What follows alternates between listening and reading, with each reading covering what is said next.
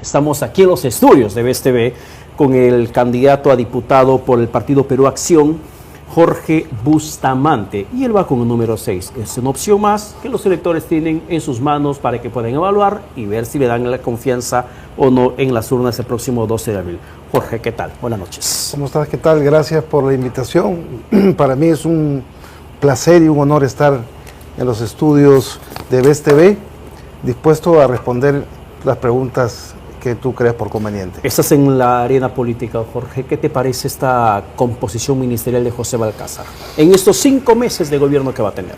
A ver, indudablemente en 48 horas creo que es bastante difícil componer un gabinete de propia confianza del presidente Balcázar.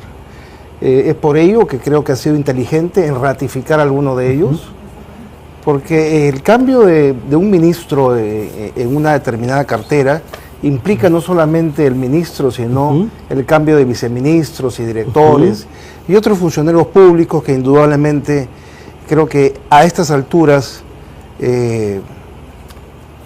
políticas que vive el país, creo que sería nefasto el cambiar. Y hace bien manteniendo a la ministra Denise Miralles, el presidente José Balcázar, en el contexto, por ejemplo, de la polémica desatada por la posible privatización de Petroperú, o al menos encaminándose la privatización con ese decreto que la ministra, en ese entonces de Economía y hoy titular de la PCM, ha defendido? Yo creo que es tarde para todo. En 4 meses poco van a hacer los ministros y no van a resolver el tema de Petroperú definitivamente.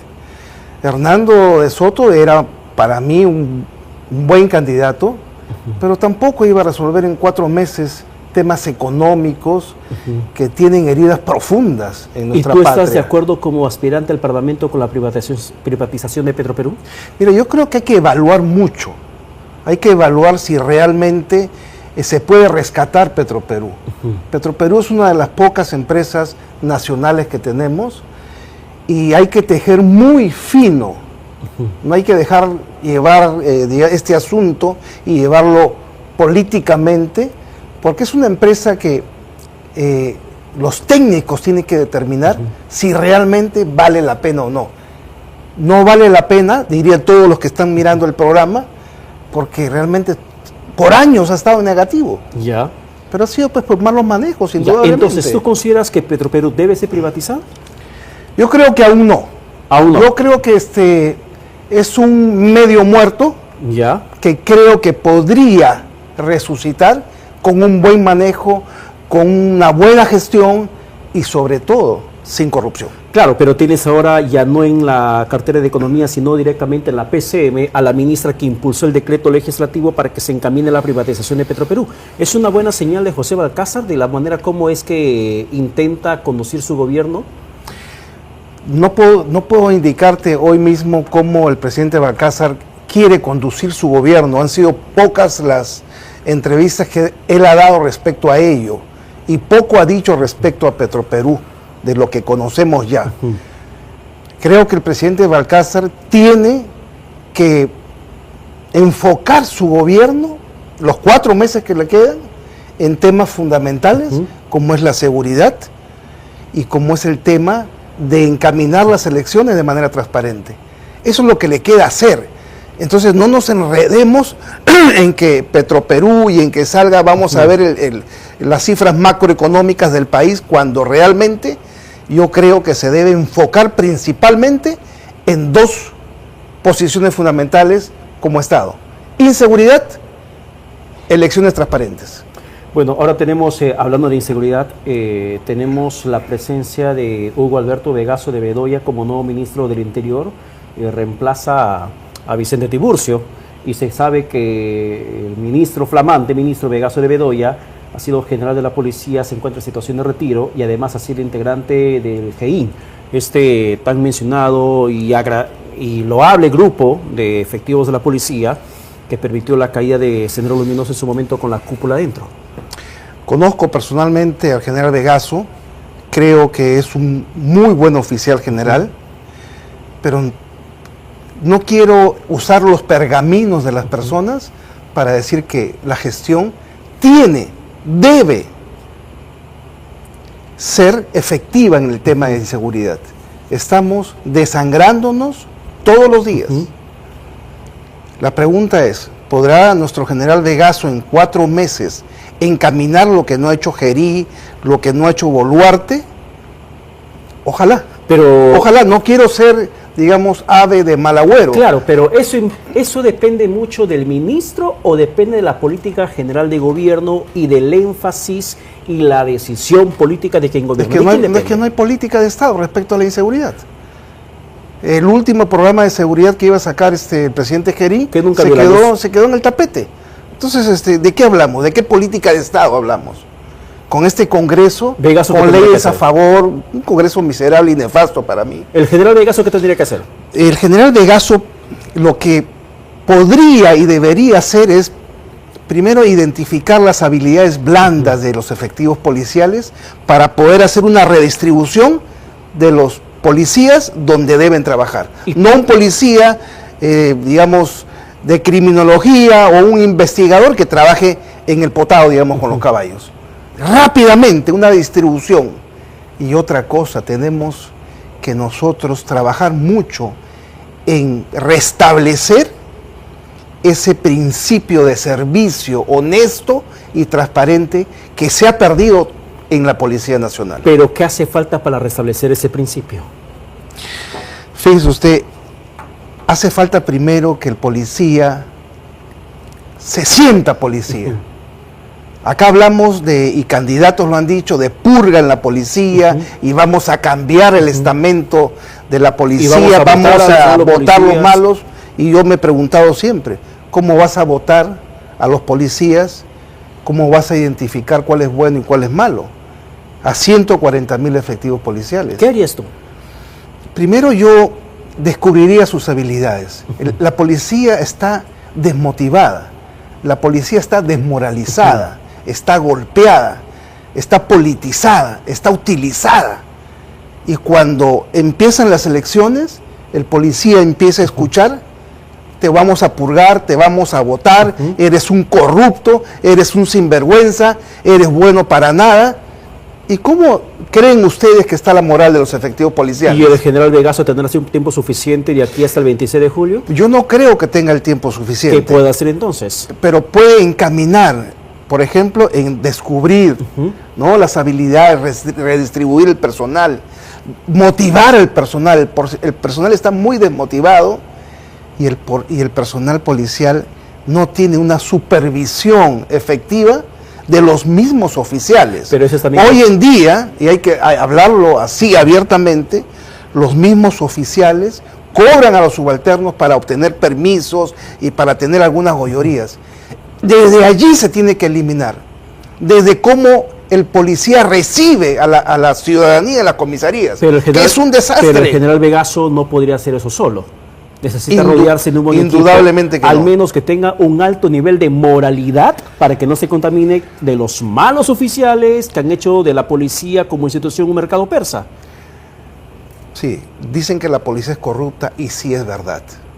Todos, no son todos. Es corrupta, sí es verdad. Pero para que la policía sea corrupta, tiene que haber un corruptor. Entonces, no hablamos las cosas claras.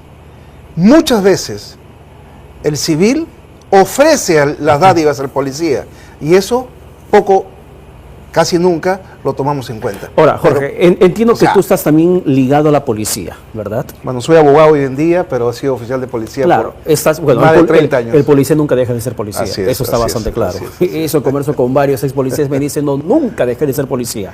En tu condición ahora de candidato a diputado y de ser diputado, ¿qué normas impulsarías para mejorar ese nivel del cuerpo policial? Mira, hay mucho por hacer, pero partamos desde que los 140,000 efectivos hoy en día no representan un servicio efectivo. Estamos hablando que el 50% está de franco y el otro 50% está de servicio. Significa que tenemos 70,000 efectivos. De esos 70,000 vamos a restarle los administrativos, que son otros miles. Entonces, finalmente no tenemos suficiente personal para hacer la labor preventiva, Ya. que es muy importante. Siempre hablamos de la parte reactiva, la persecución misma, pero la prevención casi nunca nos ocupamos. Hemos perdido mucho el policía de calle, porque no tenemos suficientes policías. Pero lejos de ello, ya el crimen también ha cambiado. Hoy en día tenemos sicariato, tenemos extorsión, tenemos crimen organizado, y eso tiene que decirnos a nosotros, los policías, oye, vamos a cambiar también ciertas estrategias para combatir este tipo de crimen. Ya. Entonces, ¿qué hacemos si tenemos poco efectivo policial? Hay dos no palabras. hay una inteligencia preventiva. Ya, hablamos de la prevención, que es el uniformado propiamente, pero la inteligencia preventiva el camuflado, es aquel el que está escondido, el terna. que va a mirar, juntas vecinales también, no solamente policías, pero que van a identificar. Ya, ¿tú impulsarías una ley en qué sentido? ¿De reforma? Incluso algunos hablan de la reforma y la refundación de la policía. ¿Hacia dónde te inclinarías? En ninguna de las dos. Si no quieres con la en policía. ninguna de las dos. Como diputado, ¿qué harías? Ya lo he dicho, ¿no? Hay que reestructurar la policía en descubrir primero sus habilidades blandas de cada efectivo policial. ¿Hace falta una ley para ello? No, no hace falta una ley. Hace falta un soporte político y darle el respaldo que necesita el comandante general para hacer eficaz esto. Porque normalmente los ministros, ¿qué son? Los ministros se aluden comandantes generales de la policía. Pero esto no es lo que le corresponde. El ministro de Estado del Interior tiene que delinear las políticas de la policía, de los bomberos y de migraciones. Pero no, es un policía más. Entonces, el comandante general pierde peso.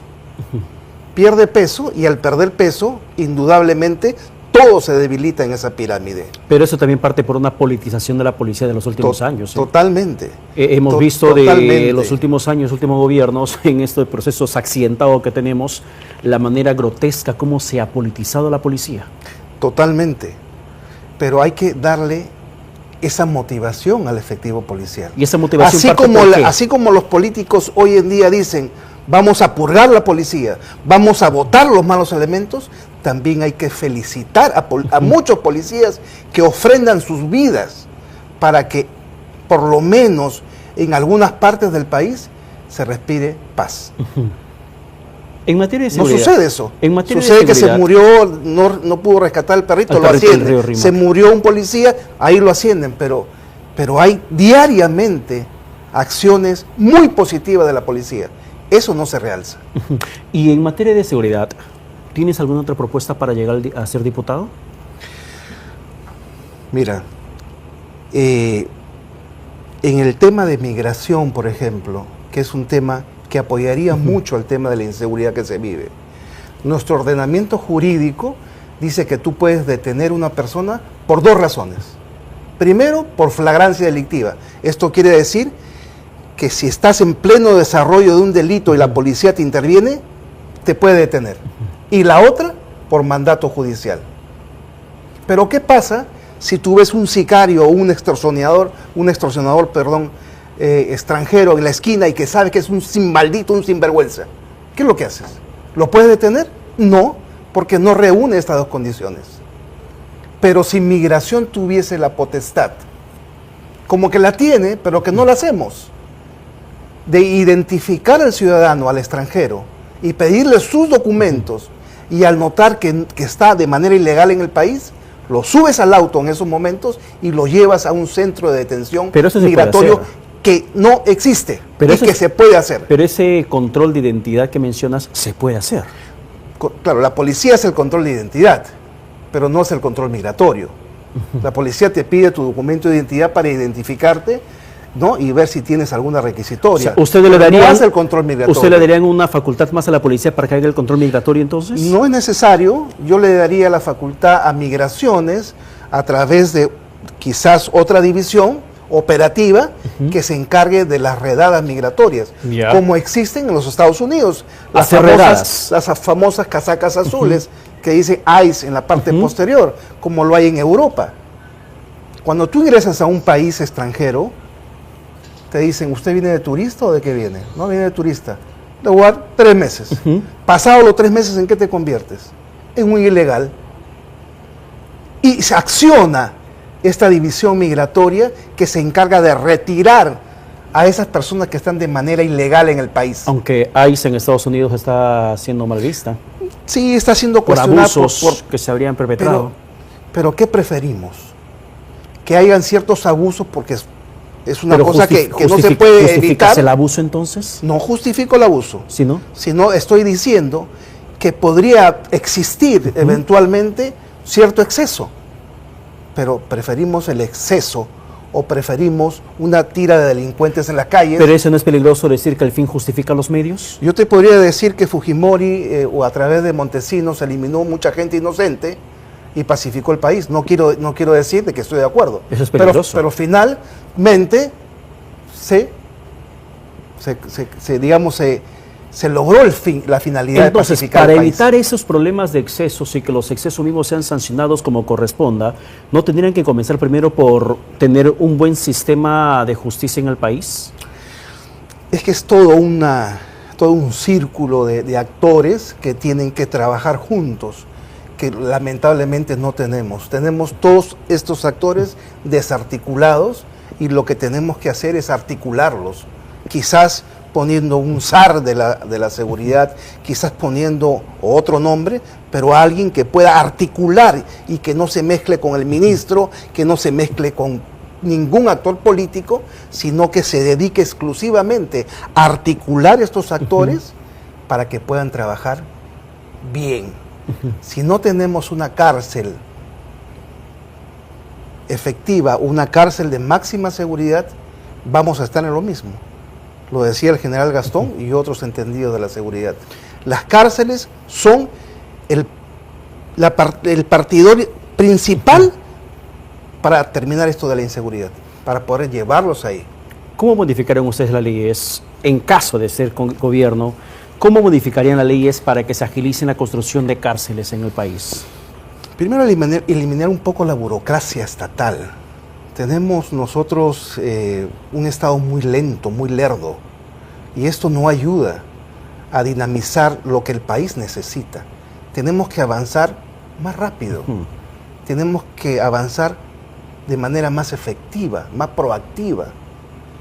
Tenemos cárceles tiradas como la que se encuentra en Ica, pero tenemos penales hacinados como Lurigancho y otros. Entonces tenemos que ser más consecuentes con la inversión pública. Tenemos que ser más proactivos respecto a las cárceles. Tomamos como ejemplo, como todo el mundo, a Bukele. Tomemos buenos ejemplos, pues.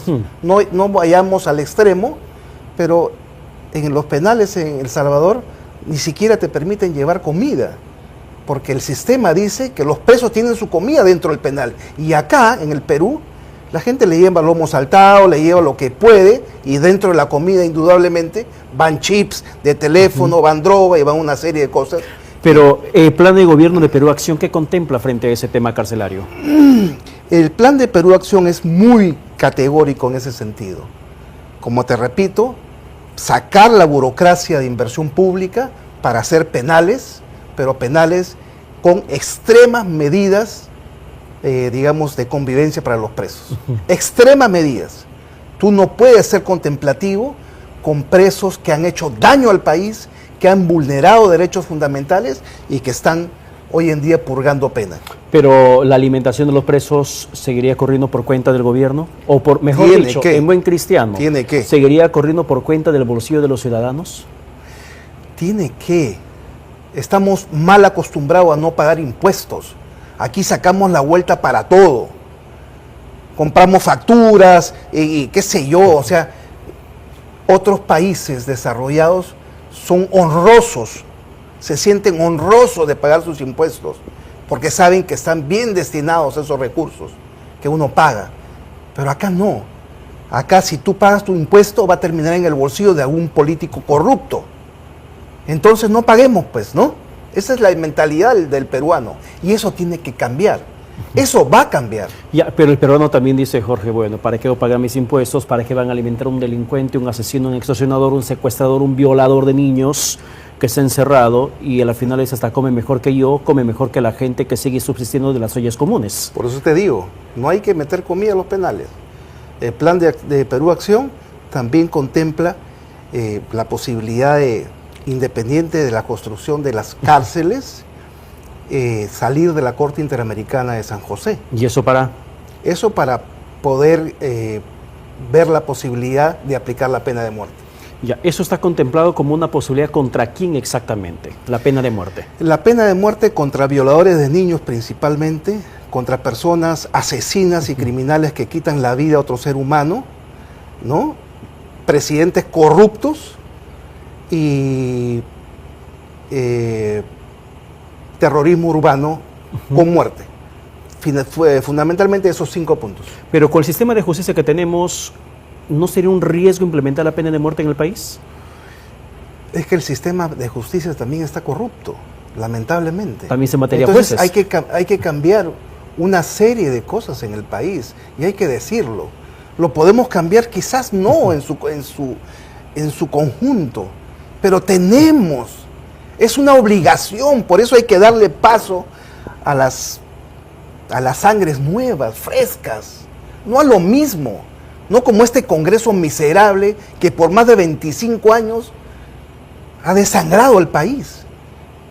No solamente dando leyes a favor del crimen, sino también incrementando la caja fiscal y duplicando el presupuesto del Congreso a 1.400 millones. Estos son unos miserables. Y no es que yo en campaña lo diga, eso lo sabemos. Tenemos que cambiar. Y yo le pido a la gente, por favor, este 12 de abril, miren a sus candidatos, exploren sus hojas de vida, miren qué es lo que quieren para el país. Yo particularmente sí voy a trabajar muy duro para cambiar muchas leyes y para fortalecer nuestra Policía Nacional y poder vivir en paz como una nación digna. Perfecto. Ha sido Jorge Bustamante, candidato a diputado. ¿Tu número es el? Mi número es el 6. Número 6. 2 por 3, ya saben, 2 por 3, 6. 3 más 3, 6. Perú Acción, las manitos, número 6. Bien, Dios los perfecto. bendiga. Ha sido Jorge Bustamante, candidato a diputado, con el número 6 por el partido Perú Acción. Gracias, Jorge, por estar con nosotros. Gracias a ti. Muchísimas gracias. Muy Vamos amable, a la pausa. gracias.